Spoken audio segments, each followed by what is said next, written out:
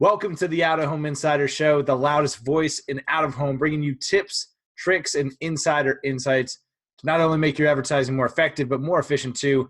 And with me today, a very special guest, the man behind Adomni, Jonathan Gudai. Thank you so much for making time out to join us here today, Jonathan.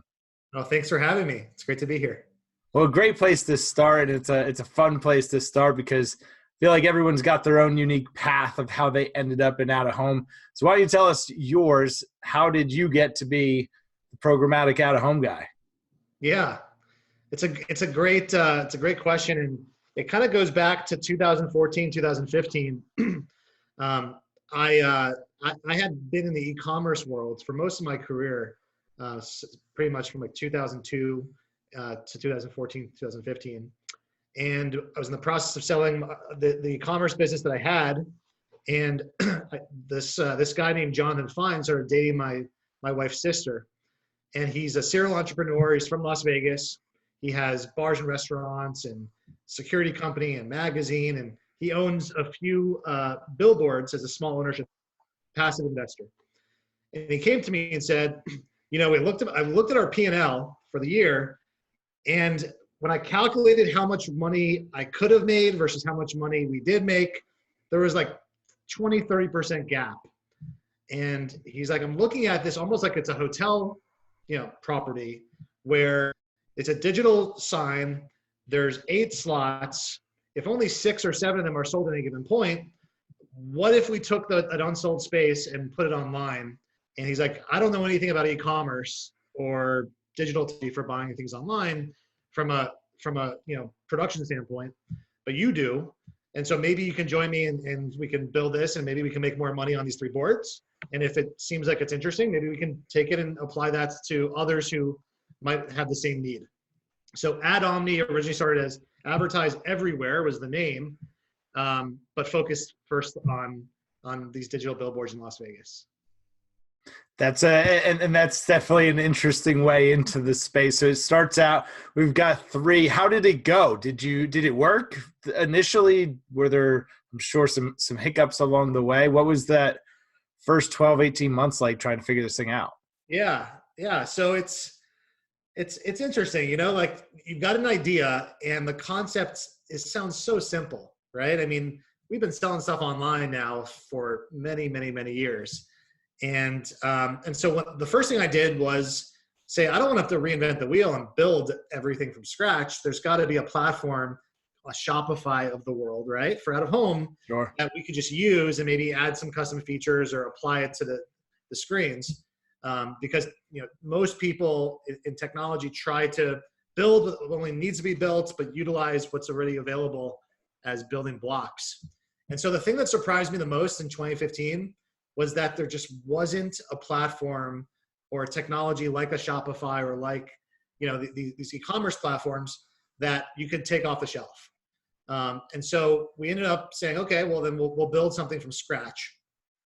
And then the next big challenge was, well, the software that's running these screens wasn't built for programmatic selling, wasn't built for fractionalizing ads to be sold to different people online. Sure. And so, we had some Daktronics screens and some Prism View screens, and the software was just, meant for something else, right? It was designed and built for basic slot management and for longer term campaigns. So to answer your question, was it more difficult? We just kept realizing that the solutions weren't out there for the problem we were trying to solve from a product perspective. And fortunately, we had a very strong team of engineers, just a couple of really smart guys with me as the core nucleus of the company. And we started building our own media player software, our own online content management system, our own e-commerce booking platform. And little by little, we it took us about 6 months before we had our first kind of ready to test product. And so that was 2015. And then early 2016, we started testing. And the nice thing is we had our own boards, right? So we had the luxury of being able to, test in a real environment without, potentially messing someone else's business up, even though we had a big chance of messing our own business up. You know how that is, but you still take your own risks more than you do for others. So we ended up launching. It went really well. We tweaked, like any software, there's bugs, you fix along the way. And then July 2016 was the first kind of real true launch of the first paid campaign. And before we hit our 11-month anniversary, we had already done $1 million of ad revenue through the local hotels and shows and corporate events that were coming to Vegas that all of a sudden could buy 3 days worth. And it wasn't super hard. And we didn't have a big sales team. We were just kind of going out and selling our own product in the early days. But it kind of validated that we were onto something. And so that was 2016 to 2017. Those are the early days. And then what we realized was that the market was way bigger than digital billboards. Like that was where we started. Sure. But we said, well, this idea can apply to any digitally connected screen. What kind of makes sense as the next thing? And like any big company who's testing and building new products, like Amazon does all their testing in Seattle and Microsoft in Seattle, right? You build and test as close to where you are. We started, talking to the local taxi top guy who had mostly static boards. And he said, yeah, I'd be interested in trying these digital toppers. And so this was 2017 that we had the conversation, and we ended up building taking the platform and applying it for the mobile vehicle network, which our idea was, if you could combine our digital billboards with these taxis that are driving around in Vegas, a brand can kind of dominate your attention, right? Sure. You're sitting at a stoplight. You're like, what show am I going to see tonight or this weekend? It's boom, right next to you. Boom. Right 7 screens and 14 taxis in front of you. Oh, I think that's what we're going to go see, honey. Yeah, exactly. So we were like, okay, well, that's going to be the next network then that we're going to layer on top of digital out of home. We'll go into the transit. And man, that was rough. If we thought the digital billboards and the software that was running those was difficult, to have a system where you've got the internet connection that can go in and out just based upon where the car's driving. Yep. Drives underneath, like, the parking garage, boom. You can't communicate with it. You've got these guys, taxis, they're pulling up the taxi lines and then just turning off their car, right? So when the car turns off, the screens turn off. So the car, the screens and the ads were turning on and off. So all these like things that we had never really prepared for, we had to build the software into the system to support that. But it was a really interesting time because we learned a lot, and we ended up successful with it. We ended up rolling that out in 2017 and starting to take orders for that. And it was, for that particular line, it was always a matter of scale. Vegas has got thousands of cabs driving around, right? Sure. You need to have a certain percentage of them that have the digital screens for that experience of the big screen, little screen kind of surround sound sort of experience. And so, we worked with them, and then we were sort of waiting in Vegas for the right company to come up that was going to install these everywhere and take it to the next level. So those are the origin stories of us just having an idea, taking it to market, iterating on it, learning, and then along the way, building a brand. Adomni was built by non-out-of-home, people. I mean, my business partners are owners of out-of-home, but they're not, they're not the Clear Channel Lamar. They're not a big plant. They don't know all the insides, ins and outs. So we wanted to basically go to market and say, we want to be your partner to every out-of-home operator owner. We don't want to make money unless you're making money. We want you to be able to set the pricing and have transparency along the entire transaction, where you know which advertisers are buying, what the size of the campaigns are. And ultimately, we want to just help you fill your unsold space. Like, that is our mission. And we will only be high-fiving when we're all making money together. And so that was business model. Yeah, I mean, that was the only way we saw it succeeding. Like there's been too many tech companies or even marketing entities that have took advantage of others that we just didn't think that was going to last or be something that ultimately, we wanted to be as transparent as possible because we felt that was going to allow us to scale faster. So from 3 screens, helping your brother-in-law sell some additional space to how many screens are you tapped into right now? So now we have a little over 165,000. So from 3 to 165,000, from traditional roadside big screen stuff to taxi toppers. I'm sure you got a bunch of other crazy formats in there. What other sort of screens are you tapped into? Yeah. So right now we have 32 different, we call them media types. I know that there's, out of home traditional calls them formats. Sure. But basically for us, to be on the programmatic platform, you need to have the ability to synchronize your system with our system electronically, automatically. Let's talk about that for a second in case anyone's getting freaked out by the tech talk. Yeah. If I'm a media owner, do I need to change my infrastructure in some way? What are the ramifications or impact to my current systems if I wanted to work with Adomni and sell my inventory? Yeah, for most people you don't. I mean, it is situational in that the platform that you're using can be on a spectrum of easy to integrate with to impossible. And fortunately, out-of-home companies have been investing in new either layers in between their content management system and kind of the cloud, or they've been replacing it with new screens. It just comes with the new stuff that has the ability to connect.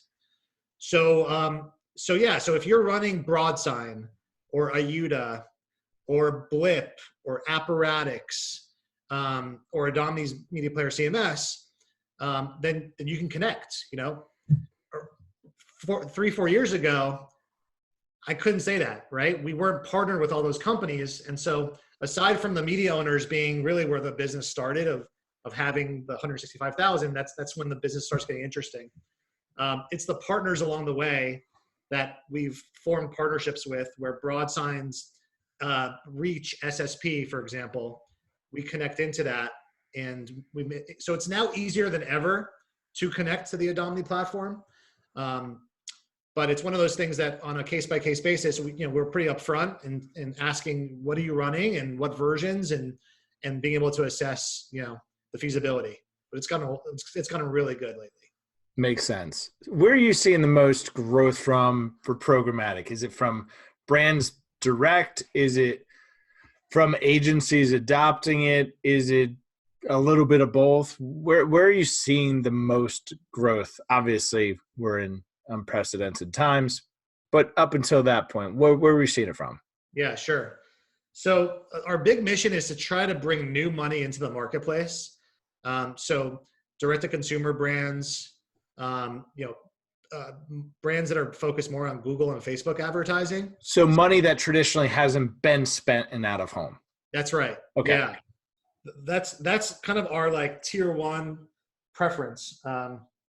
And so, yeah, there's a wide spectrum there. Agencies, there's also obviously some very powerful holding company agencies with major brands who can trust them. And we can't lose sight of those guys too. I mean, that's, what the biggest thing that we've been trying to do is either two things. One, bring new money in where there's brands that have never advertised in digital out of home that we're bringing in and saying, look at the benefits. It can help awareness, but it can also help performance. Or we want to increase the wallet share of how much out of home is getting in the media mix. So these big holding company agencies, they're buying out of home and they've got their specialist agencies that are doing so. But if we're 4 to 7% of their total media budget, our goal is to try to get that to be 10 to 20% based upon the ability to target an audience, to control your messaging dynamically, to swell your budgets, contract, do all these things that they're choosing to go with Google and Facebook because they have those capabilities. And now they're learning that, I can do that too with out of home. That's really powerful. Maybe I should be spending more than the way that I've been doing it. So on the audience targeting side, and I've had the opportunity to play a little bit within the back end, but I'm by no means an expert. And so I can start with the audience first, right? From a planning standpoint inside of your platform. Is that correct? Yes. And is that based on GeoPath? Is it your own audience insight? What's that information? Where's it coming from? Sure. So GeoPath is definitely the industry standard when it comes to the impression counting. So any of the media owners that are being GeoPath rated, those impressions are being fed into Adomni system to say, I had 5 million impressions and I spent $5 million, whatever. But where GeoPath also has their audience data where they partner with some third-party audience providers, that's part of their tool, which is something separate that we don't leverage for Adomni system. Okay. We partnered with a company called Place IQ back in 2018. And Place IQ uses mobile location data to basically understand where anonymously and consumer safely, where devices have traveled and where, so if you wake up in the morning and you go to the gym, 24-hour fitness, and then you go from there to Starbucks, and then you go to the office, those kind of patterns, your device is sending location, lat longs constantly. And so Place IQ, through partnerships with different app companies, is just getting the device ID. Doesn't know it's Tim and your age and all this stuff necessarily, but it considers you a coffee drinker and a gym goer because of where you've been. And so we partner with Place IQ to ingest the data around those 165,000 screens and build profiles for those boards, right? And so the idea is when you do a Facebook campaign today, and last year $70 billion was spent by people saying, I want to reach a male who's between 30 and 50 who goes to the gym and drinks coffee. I've got some new coffee flavored sports drink, right? Facebook is going to show you the size of the audience, show you your CPM, and let you advertise and reach Tim, on his phone or when he's on his computer on Facebook. We wanted to replicate the same sort of process, but for out of home. And it's not one-to-one. It's not Tim necessarily, but what you're saying is, I want to reach this audience as a majority of the composition of who I'm trying to reach. And we can score all these screens and say, okay, you want that billboard over there. You want that Zoom Media gym screen over there, and build these multifaceted campaigns that enable you to have a more efficient return on your investment by optimizing your audience. So that was our vision. We called it Audience IQ. So that's the product name for it. And yeah, we're excited about it. We think it's a way to build a bridge between advertisers who are used to something one way, and when you come over to out of home, it not feeling like it's something so foreign. Absolutely agree. It's a bit ironic that, so I'm doing this live session on Thursdays at 3 every week, and the premise is exactly that out of home is just as easy as Facebook ads. So it's funny that you used that analogy, and the goal is introduce it to folks that are maybe not from out of home, so to grow our share of voice, and then also for just media account executives, so that they can go in and have better conversations with advertisers. So it's great to hear that there is, because I think it's such an easy concept to understand. Oh, I'm able to target men 34 to 43 years old who drink coffee and go to the gym in this radius. Gosh, if I could do that with a billboard for a fraction of the cost potentially on a CPM basis and be able to measure it back to a return on investment, that'd be pretty neat, wouldn't it? Yeah. So how do you handle the measurement conversation? It's a button type thing going on. Is foot traffic the thing, or how are we measuring things? How do you guys approach it? So it's one of the most important things that we're trying to get better at. I think that it's not even just an Adomni thing. It's not which vendors we use. It's like an industry-wide thing that what I've learned in the few years that we've been at this is that there's so many different variables at play, from what the brand is trying to achieve to what budgets they have and how long they want their campaigns to run, to all these different things that the feasibility of measurement is something that needs to be looked at on a case-by-case basis. We want to be able to offer it as an add-on to campaigns for everyone to be able to be exposed to it. But the reality of it is that not every campaign is suitable for a measurement campaign. And so that's, first and foremost, it's helping the brands understand what's possible when they're, creating their strategies and in the early stages of the planning process. And then ensuring that we set up the right mix of like I said, budget, time, media types that has a high confidence level that there's going to be a measurement report that is meaningful to them. And so I will say that the things that we're focusing on, we've basically boiled down measurement into like 7 different outputs. And the top 3 that I've been most focused on and trying to put in front of our best brands are the site visitation lift. So if you are a brick and mortar, like a retailer, and you're doing a campaign and you want to know, well, consumers who are exposed to my ads, can you tell me what percentage of them ended up going into my stores compared to people that we don't think were exposed to the ads? And can you just show that there's a lift in the site visitation? So that's the first one, is just the physical brick and mortar real world, brands. The second one is offline to online conversions of some sort. So I'm, let's say, a vitamin e-commerce company, and I don't have brick and mortar, but I want to do an at-home campaign, and I want to see how many people that saw my billboards and my Uber, car top ads ended up going to my website. And compared to the devices that didn't see my ads, right? So the online visitation is something that we're focused on. And then the third is just the brand sentiment surveys. So the ability to say, the consumers who are exposed to these ads on average had this much more affinity toward your brand, whether it was like, I'm going to go buy this product, or I already did, or all these things that's just kind of consumer survey feedback that you can tie through together. Those are the 3 that we're seeing have the most like usability across the board. But it's one that we caution to all brands beforehand.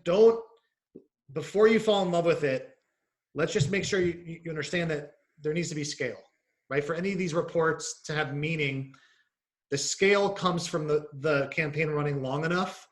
And to run long enough, you need to have a budget that supports the duration and the mix of media formats. And so what we found is that it's really more applicable for the larger campaigns, or the ones that have longer durations that we can have the data for. But it's very much a part of our conversation. I wouldn't say it's every single pitch, or every single. You're not going to get to the Adomni homepage and it's going to be see your ROI like Google and Facebook, right? Where it's all converted, it's all direct response measured. But instead, what we've been doing, Tim, is really focusing on, by putting out of home on top of Google and Facebook, all of it is going to get better. Everything works better, right? It legitimizes brands. It creates conversations. It makes all of those things work better. You touched on something, and I want to come back to it because it's, I think, maybe the most undervalued play in digital out of home. And that's the ability to do dynamic creative, to do and leverage things like day parting, weather triggers, different types of things. You mentioned it. Is that built into the Adomni platform? Is that something that I can do directly through you? Yeah, absolutely. I mean, I'd say it's in the high 90s percentage of our campaigns are day parted. And a lot of it has to do with kind of this new school audience way of trying to reach people, right? So if you are optimizing for an audience and you want to be, you want to reach people in the gym, then there's going to be certain times a day where there's going to be more audiences there, and maybe your audience. And so, yes, to answer your question, absolutely day parting is a huge component of it. The dynamic creative comes in a few different flavors. There's the content itself is being fed from a dynamic source, whether it's like Twitter feeds or, movie times or weather, stuff like that, where it's, it itself is every time it's being served, asking the system, well, what am I showing on this ad, right? And we do support HTML content through Adomni, but only some board owners support that today, right? It's not going to be across all 165,000 because a lot of them don't support HTML. But then there's the other side of I only want to show certain ads when certain things are happening, like a pizza brand. If then. Yes. Show my ad. Exactly. So I'm a pizza brand. I only want to. Here's my budget. I've got $1 million to spend in these 2 months, but I only want to spend it on days where it's raining, when people are driving home and they're like, "Well, am I going to go to the grocery store? Do I have whatever in the fridge?" And then that Domino's ad pops up, and it's like, "That's what I'm going to do. It's raining. I'm going to order pizza and do that." There's that triggering that's also dynamic content that we're doing a little bit of, but a lot of those things are kind of come from the client, right? Come from the brand or advertiser saying, I want to do stuff like that. That's really cool. That's really interesting. And sometimes they're more just trying to take what they're doing with their other channels and just applying it on digital of home as an extension. And then every so often, the meetings we love to have, we're saying, well, here's what you could really do if you want to harness the full capabilities of the platform. And they're thinking outside the box, and they're willing to do things that may not flow with the whole rest of the campaign, but it still will drive the results that they're looking for. And that's really, I think, one of the most fun things about out of home is that it is this blank canvas, and we can get a little bit outside the box. Oh, I guess all pun intended or some pun intended, right? Yeah. Of that traditional square. Well, hey, it's a billboard. It's got to look like this. No, it can be fun. It can be dynamic. You can have motion in certain places. There's just so many things that you can do. That the fact that you offer it from the planning side, audience, hey, we're going to target the right audience. We're going to have a responsible conversation about how we're going to measure it. And oh, by the way, look at all the really cool stuff you can do with it while you have it on. I think it's a great conversation to have. I appreciate you introducing all of the audience to more of the nitty-gritty behind what you guys do. For anyone interested, what's the best way to find you? Just at adomni.com, ADOMNI. And then you can reach me on LinkedIn. If you search for me, Jonathan Gudai, I'm pretty active on there. And yeah, would love to be on the show again in the future. And it's one of those things, Tim, where innovation is happening so quickly, and it's just having the market catch up to taking advantage of what's available now, and also understanding that where it's headed is super exciting for a medium that I think has been really undervalued for a very long time. And when the big digital guys just start to realize the true value, and they actually have a tool to go do it themselves, well, then you've got a Facebook and Google situation. It's not a bad situation to have. I think it creates market efficiency overall for everybody at the end of the day. It's not a threat to anybody's business. There's certainly enough for us all to be very profitable in the things that we do. So, Jonathan, again, thanks so much for taking the time out. If this has been helpful, please share it with somebody. As always, we'll see you guys next time.